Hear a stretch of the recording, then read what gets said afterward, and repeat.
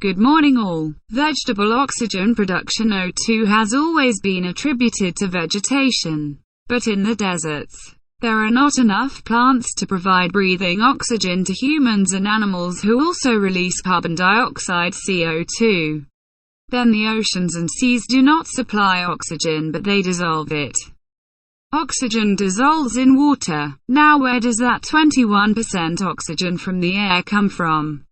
My answer is that all the oxygen necessary for the life of humans, animals and plants comes from the decomposition of ozone by the action of ultraviolet solar rays. In reality, the dioxide molecules rain down. They descend slowly because they are slightly heavier than air and feed the lower atmosphere. Plants release oxygen, but in the form of atoms that are lighter than air and which escape at altitude to supply the ozone layer. The pressure and temperature conditions in the lower atmosphere do not allow these O atoms to associate or combine with air molecules such as O2 molecules, which are stable and which do not accept it, or with the nitrogen molecules which have an inertia to react. So he has to go up. Thank you.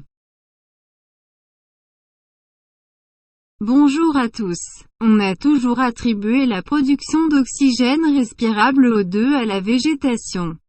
Mais dans les déserts, il n'y a pas suffisamment de végétaux pour fournir de l'oxygène respirable aux hommes et aux animaux qui eux encore rejettent du dioxyde de carbone CO2.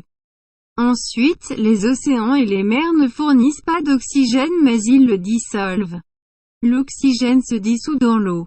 Maintenant, d'où viennent ces 21% d'oxygène de l'air? Ma réponse est que tout l'oxygène nécessaire à la vie des humains, des animaux et des végétaux vient de la décomposition de l'ozone par action des rayons solaires ultraviolets. En réalité, les molécules de dioxyde pleuvent, elles descendent lentement parce qu'elles sont légèrement plus lourdes que l'air et alimentent la basse atmosphère. Les plantes libèrent l'oxygène mais sous forme d'atomes plus légers que l'air et qui s'échappent en altitude pour alimenter la couche d'ozone.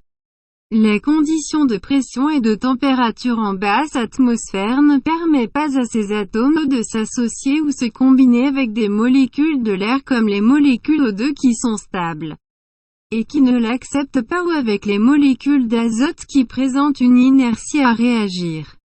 Il est donc obligé de monter. Merci.